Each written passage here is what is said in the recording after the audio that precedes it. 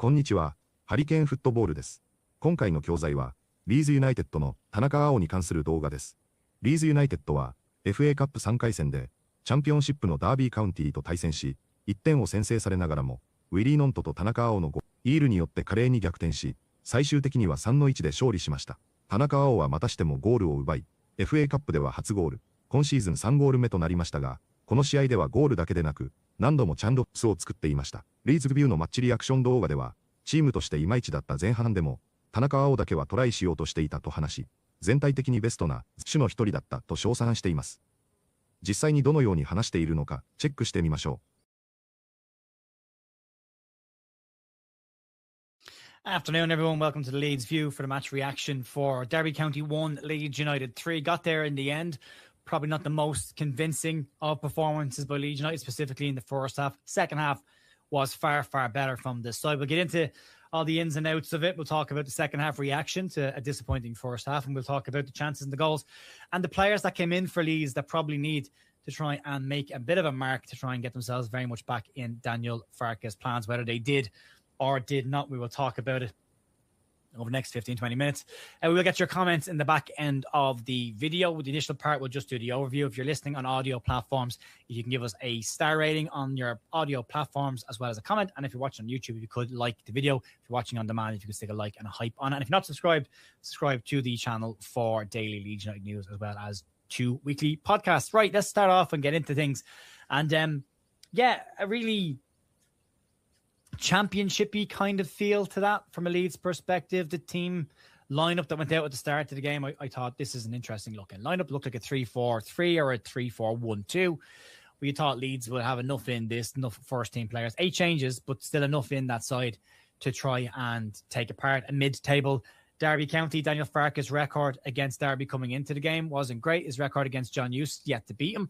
They overturned that one today, so no Russell Martin repeats in that situation. But there was stuff for Leeds to do, and I thought there's a lot of these Leeds players need to make a case to try and get into Daniel Farke's plans, and we will likely see a fast tempo of the game. And we didn't get that in the first half. We got a tempo we saw at times last season. We saw possession-heavy, slow build-up, lack of movement off the ball, and a really poor first half in terms of what Leeds did. The statistics all suggest Leeds were excellent in the first half.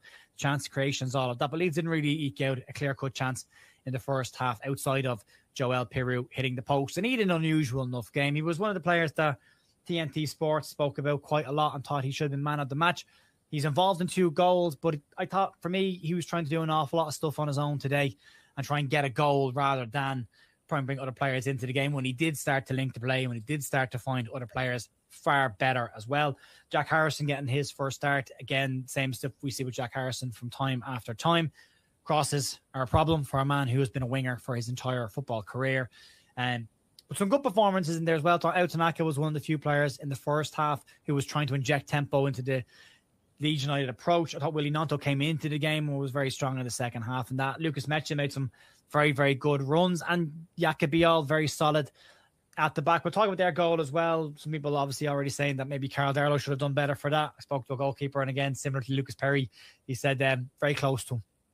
It's down low. It's a tricky one to get to. So the shot probably shouldn't get away, and that's probably the bigger talking point as well, how he's managed to get a chance there. Some strange decisions by Leeds in the first half, just in general.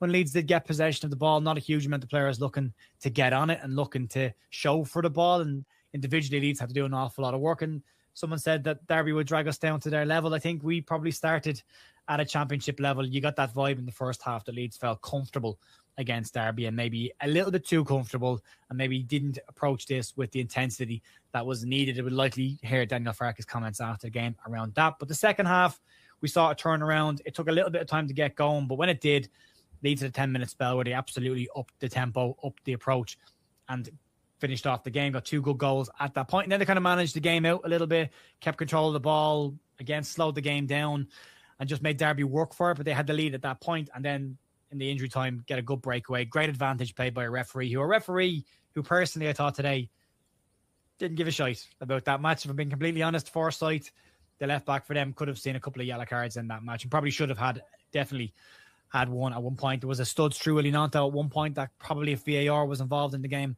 might have seen even more than a yellow card. Referee Anthony Taylor didn't give it any card at all. And he was reluctant to give an awful lot of stuff today. And luckily for Leeds, there was no injuries or issues. Well, there's one injury, and that's Sebastian Borneo going off at half-time with a bit of a groin problem. James Justin coming on to replace him. And then James Justin scores his first goal for Leeds United and his first goal since the third round of the FA Cup last season as well. So consistency there from James Justin and a really good goal as well. We'll go through all the bits and pieces as well. We'll talk about it. But I thought second half, far better than the first half. Leeds should have attacked that game. There were players on the pitch who need to make a case to stay at the club and need to make a case to get in the first team. And I don't think enough of them probably did that. First half-wise, it was a really slow start. It wasn't a fantastic game of football to watch at all. Derby had probably the better chances early in the first half. They had two chances, one 20th minute and one 23rd minute as well, where they had an outswinging ball. Danny Batth got his head on it, went wide, and then they had another chance with a pretty fast break, and Blackett Taylor comes inside. Borneo blocks the shot, and it went through to that Carl Darlow, and that was probably a warning shot of where the goal was likely to come from. And Leeds' chances, I think there was the 30th minute, 29th minute where Leeds had their first real chance, and it was a decent work by Tanaka as well. Picked it up, and he was the one player who was just trying to push Leeds forward. He broke into space, and he fed the ball through to Lucas Meche. He's tackled by Danny Batth. It breaks to Joe Perry, who smashes it off the post and goes down. And Leeds' first real chance, they'd won straight after that as well. Okafor cut inside, he had a shot. Meche got a little touch on it, and it's a decent save by the goalkeeper. And their keeper, to his credit, had a decent game today. Made some very big saves for them early on. The big chance came in the 31st minute. Again, Tanaka coming out with the ball for Leeds, plays it through. Lucas Meche goes down, penalty kick to Leeds United. Joe Pirou stepped up. I thought Lucas Meche would take it, but the comments have been that when he's on the pitch, Joe Pirou is the penalty taker. It might be changing that after this one. And his penalty is a good height for the goalkeeper. He doesn't hit it hard enough, but it's a very good save by the goalkeeper as well. And the penalty's missed. And then 3 minutes later, Derby County score, and you could just feel it coming. And it was poor defending for me. Blackett Taylor cuts inside, goes down, possible shout for a penalty, but Leeds don't react to the breaking ball quick enough. Brenton Diaz picks up the ball and shoots in from a wide angle across Carl Darlow into the far corner, and they take the lead. Willianto has a shot from distance before half-time, and then Okafor down the left-hand side gives the ball to Pirou, who shoots, and it's saved. The rebound bounces to Pirou. It's a good shot and a good save by the goalkeeper. So from a first-half perspective, the positives were Tanaka trying to inject pace into the game. That was probably about it. Jacoby all doing a decent job handling their striker as well, as he normally tends to do. And that was pretty much it from a positive perspective in the first half. There wasn't a huge amount for Leeds to actually have to do in that half. From a negative perspective, the tempo was too slow. The passing wasn't good enough. There wasn't any movement off the ball for players looking to find space to get passes from Leeds. And it was pretty pedestrian, passive football from Leeds United. They slowed it down every single time they got an opportunity to put their foot on the ball instead of just picking the pace up and going at them. Now, Farke must have laid into them a little bit of half-time because they came out in the second half a far different side. They had a chance pretty early on the second half as well. Joe Pirou, a lovely 1-2 with Willie Nanton. Pirou shoots from distance, deflected wide, and there was kind of an indication of Leeds were going to have a go at this. Corners didn't lead to anything today. Jack Harrison's corners, unfortunately, and his free kicks led to exactly what we expect from Jack Harrison's deliveries. Failing to beat the front man, are too low, and ultimately being dealt with by Derby pretty easily. Leeds' goal comes in the 55th minute from Willie Nanto. Tanaka and Bial were a lovely 1-2. Again, there's the difference. When Tanaka got that ball played into him, his first decision was a quick 1-2 around the corner. He wasn't trying to take loads of touches or take lots out of the ball, and he gives it to Jacoby to pushes forward. And it's passed across. And Joe Pirou does really well in this situation. He was doing an awful lot of individual stuff at that point for himself, not for the team. And this was a really clever move for Joe Pirou. Steps over the ball. Willie Nanto runs onto it. And the shot is pretty much straight at the goalkeeper, but he's hit it with enough power that's gone over the goalkeeper and into the back of the net. And it's a lovely strike from Willie Nanto. And he came into the game an awful lot more after that. 2 minutes later, Leeds score again out Tanaka. It's again another nice work. Meche does really well to keep the ball alive, chasing it, turns around, brings the ball back into play to Noah Okafor. He gives it to Joe Pirou, and he shoots. It's a really good save by their goalkeeper. And out Tanaka, following in, gets it tapping. No celebration, but good work. 74th minute, Leeds did get a chance. First decent cross by Jack Harrison. Cuts in on his right foot, whips the ball into the box. Great ball by Harrison. And Lucas Meche with a really good header. But the goalkeeper, Zetterstrom, who had a very, very good game for Derby, makes a really good save. And then 93rd minute, Leeds get the other goal. The ref was played advantage for a free kick. There's a foul on Leeds. The lines and flags for it. The referee says not play on. Anton Stock picks up, bursts forward, plays a lovely ball in front of Lucas Meche to break into space. And he's very clever. James Justin is breaking his backside on the far side of the pitch to try and get into some space. And he's a little look up, and it's a lovely ball weighted with the outside of his right foot. Brings the goalkeeper out. and James Justin manages to nutmeg the goalkeeper, ball through his legs, hits off the inside the post, and goes into the back of the net for his first goal to Leeds United. From a ref's perspective, he wasn't great, but it ultimately didn't affect us too much. He possibly could have given Derby a penalty before their goal was scored. Could have given Leeds one maybe as well, but ultimately not a huge impact in the game, but didn't really look like he wanted to have any kind of an impact in that game. He was, as I say, didn't look arse to me at all. He felt like he was reffing a testimonial or a friendly for me. So there was that. From a line of perspective, starting out the game, as I said, it looked like it was going to be a very attacking side. We didn't get that. We got it in the second half. No major changes needed either. It would have been nice to see Sam Chambers coming on, but we got Sam Byram, we got Brendan Aronson, and we got Anton Stack as well to come onto the park, and James Justin, who came on at half-time. From a team performance perspective, first half, I thought it was poor, pedestrian, slow by Leeds, playing within themselves. Second half, far, far better. But for the players that were looking to make a mark and get into Daniel Farke's thoughts, I think a couple of them would have struggled to do that. And I think Leeds need to park sentimentality in this window. There are players in that squad that aren't adding enough value to what we're doing and will probably need to be moved on in January. From what's been said around the club right now, nothing is going on at the club in terms of transfers. Hopefully that ends up not being the case. Daniel Farke said maybe some movement after this Derby County game and get that one out of the way. They've got a week now before their next match, and they can probably look to try and get some stuff done. But they need to do some work. Individual-wise, out Tanaka, Willie Nonto, and Yakubia, probably the three best players for Leeds. Willie Nonto got man of the match from TNT. I thought Tanaka was excellent for Leeds throughout the game. Again, one of the few players trying to make sure Leeds kept ticking over. Lucas Mecha made some really, really good runs at times. Didn't always get the ball. Held it up quite well, especially in the second half when he got his chances. And ultimately, it sees Leeds through to the fourth round of the FA Cup. Standout notes on this one, though. There were some old habits that started to seep back in, and they want to knock them out of their system pretty quickly. And Leeds will need to start being on the front foot an awful lot more. They can't behave like that in matches. You've seen sides who will be rated by the Premier League standards as being better sides than us attack us very early in games. You're playing sides that are beneath you or at least a division below you.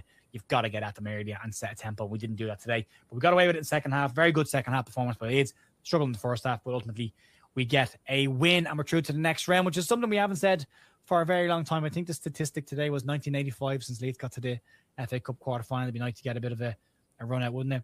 Right, folks, I think we'll probably start to wrap it up there. Massive thanks as always for joining me today. Leeds United have got through to the fourth round of the FA Cup. Job done. All that was needed. Some run out for some players who probably needed some game time, some question marks over some of them coming in. We go into the Fulham game next week at home at Ellen Road, a game that Leeds need to try and target for 3 points and start to push on. The scary statistic is Leeds are on the exact same amount of points now as they were the season they went down. I was told that by my mate Brian Taff. Thanks for that, Brian. So Leeds still have work to do. The 49ers can't sit on their hands in January. There is additions needed. Today's proven that in some areas. So work to do. Be interesting to see what Daniel Farke does with the goalkeeping position next week. As I always say, everyone's entitled to their opinion on that one. We'll see how it goes. We'll see what he decides to do. Get behind the lads next weekend, once they go out on the pitch. Back tomorrow morning for the news. We'll see what is floating around as we get into the period of time where Daniel Farke said Leeds may dip into the transfer market. Folks, have a great rest of your weekend. Thanks as always for watching. If you could stick a like on the video on your way out the door, that'd be appreciated. I will talk to you very soon. Talk to you later. Enjoy your weekend. See you later. 次は解説です。今回は音がぐちゃっとしているところや文法的にもかなり崩れているところもありましたので、聞き取りも翻訳も少し苦労しましたが、便利なイディオムやかなり口語的な表現もありましたので、本日の解説をチェックしてみましょう。Probably need to try and make a bit of a mark. メイクマークは何かしらの形で印象を残すという意味の表現です。サッカーでは控え選手や新加入選手がアピールする場面で使われます。ゴールやアシストだけでなく、良い動きや存在感も含みます。結果を出したとまでは言わない、少し控えめな評価で、チャンスを生かせたかどうかを判断する言い方でもあります。評論やレビューで頻繁に登場します。短い時間でも影響を与えた時に使われます。存在感を示すと覚えると分かりやすいです。That probably need to try and make a bit of a mark. Probably need to try and make a bit of a mark. That Leeds didn't really eke out a clear-cut chance in the first half. イケアウトは余裕がない状況で何かを無理に生み出すときに使われる駆動詞です。楽に達成するのではなく、必死に工夫して結果を出すニュアンスがあっています。サッカーでは、イケアウトチャンスは、チャンスを絞り出すという評価表現です。努力はしているが、内容的には苦しい状況を示すことが多いです。日常英語では、イケアとリビンで、なんとか生計を立てるとも言われ、ポジティブにもネガティブにも使える便利な表現です。楽ではないという感覚を常に意識すると理解しやすくなります。That but Leeds didn't really eke out a clear-cut chance in the first half. That but Leeds didn't really eke out a clear-cut chance in the first half. Who need to make a case to stay at the club. メイクケースは自分の価値や正当性を示すときに使われる表現です。先に出てきたメイカマークはアピールしたり目立ったりするというニュアンスですが、メイカケースは正当性を証明するというニュアンスです。単にやりたいというのではなく、行動や結果で示すことがポイントです。サッカーでは、控え選手が先発にふさわしいと証明する場面で使われ、仕事では昇進や新しい役割を求めるときにも使われます。感情的なアピールではなく、実績重視の表現で、評価される立場にある人がよく使われます。Who need to make a case to stay at the club. Who need to make a case to stay at the club. And now Farke must have laid into them a little bit at half time. レインとソロモンは、誰かに対して言葉で強く指摘するときに使われる表現です。感情的に怒鳴るというより、厳しく問題点をつくニュアンスがあります。さあ、カーの文脈では、監督がハーフタイムに選手を締める場面でよく使われます。レインとザ・プレイヤーズは定番の組み合わせです。単なる注意よりも、強い危機、感を伴います。試合内容が悪かった時によく使われます。物理的な意味では使われないので注意が必要です。喝を入れると覚えると理解しやすいです。Now Farke must have laid into them a little bit at half time. Now Farke must have laid into them a little bit at half time because James Justin is breaking his backside on the far side of the pitch. Break one's backside は非常に口語的な表現で、誰かが全力で走ったり、身を削って働いている様子を表します。サッカーでは、守備に戻ったり、オーバー、ラップなどの献身的な動きを評価するときに使われます。単に走ったではなく、きつい役割を引き受けているニュアンスがあります。努力しているが、必ずしも報われるとは限らない場面でも使われます。イギリス英語らしい言い回しで、実況ではポジティブな評価として使われることが多いです。必死に身を粉にしてと訳すと自然です。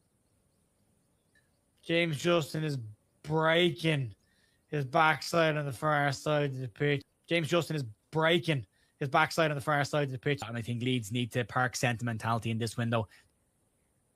パークセンティメンタリティは、感情を一旦横に置くという意味の表現で、過去の功績や思い入れに引っ張られず、現実的に判断する場面で使われます。サッカーでは移籍や放出の判断について語るときによく登場します。